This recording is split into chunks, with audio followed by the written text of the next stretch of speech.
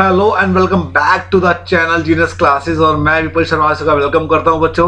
और आज बीकॉम वालों के लिए कॉर्पोरेट अकाउंटिंग की क्लास लेकर के आया हूं, क्योंकि एग्जाम बड़े नज़दीक हैं और एग्जाम को देखते हुए मैंने एक सीरीज स्टार्ट की है मोस्ट इंपोर्टेंट क्वेश्चंस की, जो मैं आपको 15 क्वेश्चन की क्लास दूंगा। आपको 15 क्वेश्चन एक क्लास के अंदर होंगे, यानी कि लगभग आपको 10 पार्ट तो मैं इसके कराऊंगा, है ना। तो आइए देखते हैं इसकी इस सीरीज को और स्टार्ट करते हैं। और जो लोग फर्स्ट टाइम मेरी वीडियो को देख रहे हैं वो चैनल को सब्सक्राइब जरूर करें एंड बेल आइकन को प्रेस करें। ओके, आइए देखते हैं क्लास को। कॉर्पोरेट अकाउंटिंग आज के 15 इंपॉर्टेंट क्वेश्चन बच्चों, मैं गारंटी दूंगा स्टार्ट करने से पहले ये क्वेश्चन कर लेना आप, जितने मैं सीरीज में दूंगा। पार्ट 1 पार्ट 2 में डिवाइड किए हुए हैं मैंने। 15 क्वेश्चन की सीरीज होगी, इन क्वेश्चन को कर लो और कुछ करने की जरूरत नहीं है, ये मेरी गारंटी है आप सभी लोगों के लिए। आइए स्टार्ट करते हैं। आज का फर्स्ट क्वेश्चन आपके स्क्रीन के ऊपर ये रहा, आप पढ़ भी रहे होंगे। क्या लिखा हुआ है? लिखा हुआ है dash refer to accounting related to corporate bodies और जॉइंट स्टॉक कंपनीज। यानी क्या है? Accounting related to corporate bodies से और जॉइंट स्टॉक जो कंपनीज होती हैं उनसे रिलेटेड कौन सी अकाउंटिंग होती है? फाइनेंशियल अकाउंटिंग होती है, या फिर कॉर्पोरेट अकाउंटिंग होती है, या फिर कॉस्ट अकाउंटिंग होती है, या फिर मैनेजमेंट अकाउंटिंग होती है। तो फाइनल आंसर बनेगा बच्चों इसका क्या? कॉर्पोरेट अकाउंटिंग बनेगा इसका फाइनल आंसर। मैंने इसको आपने देखा है हेडलाइट कर दिया, तो आप इसका आंसर नोट कर सकते हैं और साथ साथ में स्क्रीनशॉट भी साथ साथ लेकर के चल सकते हैं। आइए नेक्स्ट क्वेश्चन में चलते हैं। क्वेश्चन नंबर 2 क्या है? क्वेश्चन नंबर 2 है बच्चों dash is primarily concerned with the preparation and presentation of accounts is accordance with the previous provisions of the Indian company law। Company law के अंदर जो प्रोविजन बनाए जाते हैं अकाउंट के अंदर, तो वो कैसे प्रिपरेशन होते हैं, कैसे प्रेजेंटेशन करते हैं? Cost accounting, management accounting, corporate accounting, या फिर both A and B. Final answer क्या बनेगा इसका? आप लोग गैस कीजिएगा, लेकिन मैं आपको फाइनल आंसर बताता हूं। फाइनल आंसर बनेगा इसका सी, यानी कि कॉर्पोरेट अकाउंटिंग इसका फाइनल आंसर बनेगा। नेक्स्ट क्वेश्चन में चलते हैं। क्वेश्चन नंबर 3 पे कह रहा है from the point of view of their incorporation और registration companies can be classified into. यानी कि एक पॉइंट ऑफ व्यू, यानी कि इनमें से कौन सा पॉइंट ऑफ व्यू है जो इनकॉर्पोरेशन और रजिस्ट्रेशन कंपनी में कंपनी क्लासिफाई करती है? चार्टेड अकाउंटेंट करता है, चार्टेड कंपनीज करती है, सैलिटरी कंपनी करती है, फिर रजिस्टर्ड कंपनी, या फिर ऑल ऑफ द अबव। तो फाइनल आंसर बनेगा बच्चों इसका all of the about, D final answer बनेगा इसका। आप लोग स्क्रीनशॉट लेते हुए चलिएगा। Question number 4 east India company. East India company example किसका है? एक चार्टर्ड कंपनी का एग्जांपल है, सैलिटरी कंपनी का एग्जांपल है, या फिर रजिस्टर्ड कंपनी का एग्जांपल है, या फिर ओपीसी। तो मैं आपको इसका फाइनल आंसर बताता हूं बच्चों। इसका चार्टर्ड कंपनी इसका फाइनल आंसर है A. Question number 5 RBI, LIC and UTI are example. ये किसके एग्जांपल है? स्टैट्यूटरी कंपनी के, या फिर रजिस्टर्ड कंपनी के, या फिर चार्टर्ड कंपनी के, या फिर लिमिटेड लायबिलिटी पार्टनरशिप कंपनी के। तो फाइनल आंसर क्या बनेगा बच्चों इसका? 5th का ए, स्टैट्यूटरी कंपनी फाइनल आंसर बनेगा इसका बच्चों। आप स्क्रीनशॉट लेते रहिएगा, गारंटी है इन क्वेश्चन को करने की, ठीक है ना।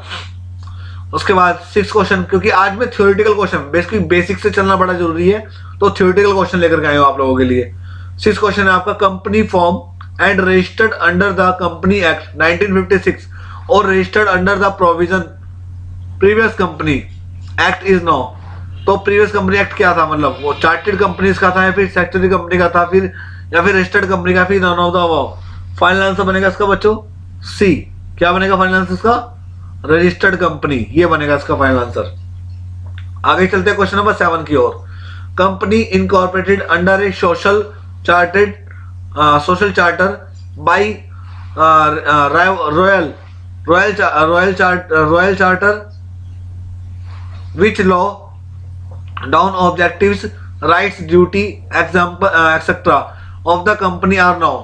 बताइए 7 का बनेगा इसका चार्टर कंपनी, बी बनेगा इसका बच्चों, ठीक है। क्वेश्चन नंबर 7 पे चलते हैं।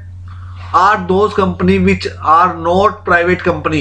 यानी कि इनमें से कौन सी कंपनी प्राइवेट कंपनी नहीं है? Limited company, proprietorship company, public company, या फिर रजिस्टर्ड। वेरी इंपॉर्टेंट क्वेश्चन है बच्चों, ये अक्सर देखा गया है आपके एग्जाम के अंदर। तो मैं इसमें से बता देता हूं प्राइवेट कंपनी कौन सी प्राइवेट कंपनी नहीं है। फाइनल आंसर बनेगा इसका सी, पब्लिक कंपनी जो है वो प्राइवेट कंपनी नहीं है, बाकी लिमिटेड भी है, ये भी है, वही भी, ठीक है। उसके बाद involve setting cost in advance considering the normal production output. बताइए क्या बनेगा इसका 6 का। क्वेश्चन नंबर 9 क्या बनेगा इसका, स्टैंडर्ड कॉस्टिंग बनेगा। क्या बनेगा, स्टैंडर्ड कॉस्टिंग बनेगा इसका, ठीक है। क्वेश्चन नंबर 10 पे चलते हैं। Dash method is an easy approach to determine cost by deducting profit from the sale price. बताइए सेल प्राइस के लिए मतलब सेल प्राइस में से क्या डिडक्ट करते हैं ताकि प्रॉफिट आ जाए, तो आप करते हैं रिटेल प्राइस। भाई देखो कोई भी चीज है आप बेच रहे हो उसको, उस बेचने में से आप रिटेल हटा दो, क्या आ जाएगा आपका, प्रॉफिट निकल जाएगा आपका। Question number 11 is deducted from the called up capital is order to calculate paid up capital. Called up capital में से क्या डिडक्ट करें कि आपका कैलकुलेट पेड अप कैपिटल निकल जाए, तो फाइनल आंसर बनेगा बच्चे इसका A, calls in error. Calls in error minus कर देंगे तो पेड अप कैपिटल निकल जाएगा। नेक्स्ट पे चलते हैं। क्वेश्चन नंबर 12 क्या है बच्चों, forfeited of share resulted in compulsory termination of dash due to non payment of allotment. Allotment है ये डैश नहीं आया यहाँ पे, ये अलॉटमेंट है। अलॉटमेंट एंड कॉल मनी, यानी कॉल मनी पे अगर नॉन पेमेंट हो तो फॉरफिटेड शेयर रिजल्ट का क्या रहता है बताइए, तो इसका आंसर बनेगा बच्चों बी, मेंबरशिप, ठीक है, बी बनेगा। क्वेश्चन नंबर 13 पे चलते हैं। On forfeited share which of the following account is credited with the amount of money. Amount of money, ये यहाँ पे थोड़ा सा गड़बड़ हो रखी है टाइपिंग में। Amount of money already receive on such share. बताइए क्या बनेगा इसका, इसका बनेगा शेयर फॉरफिटेड अकाउंट। भाई जब देखो जब कोई मनी है ना रिसीव होगी तो आपको पता है उस जो अमाउंट हमारी रिसीव हो जाती है, रिसीव मनी को कहाँ ट्रांसफर करते हैं, शेयर फॉरफिटेड अकाउंट के नाम से ट्रांसफर करते हैं, ठीक है ना। आगे चलते हैं। Question number 14 the discount on reissue of forfeited share, यानी कि जो आपके हरण किए हुए शेयर हैं अगर आप उन पे डिस्काउंट दे दें तो डेबिट क्या करते हैं, बताइए डेबिट क्या करते हैं, तो फाइनल आंसर बनेगा इसका क्या, शेयर फॉरफिटेड अकाउंट। क्या होती है एंट्री आपको पता है ना, क्या एंट्री होती है, bank account debit, share forfeited account debit to share capital account, तो शेयर फॉरफिटेड अकाउंट को क्या करते हैं, डेबिट करते हैं, ठीक है। और आज का last question 15 question dash employees reissue and allotment of share to a selected group of person and not to general, ये डैश है यहाँ पे, नॉट टू जर्नल पब्लिक। बताइए क्या बनेगा इसका 15 का, तो 15 का बनेगा सी, प्राइवेट प्लेसमेंट, ठीक है। तो आप इनके स्क्रीनशॉट लगातार लेते हुए चलना, और मैं गारंटी दूंगा बच्चों 15 क्वेश्चन मैंने आज की क्लास में दिए, 15 के 15 वेरी इंपॉर्टेंट क्वेश्चन है, और अक्सर इन्हीं में से आपके पास आपको मिलेंगे। जो सीरीज मैं आपको देने वाला हूँ इस सीरीज को मिस मत करिएगा, मैं हिंदी में भी क्वेश्चन दूंगा आपको।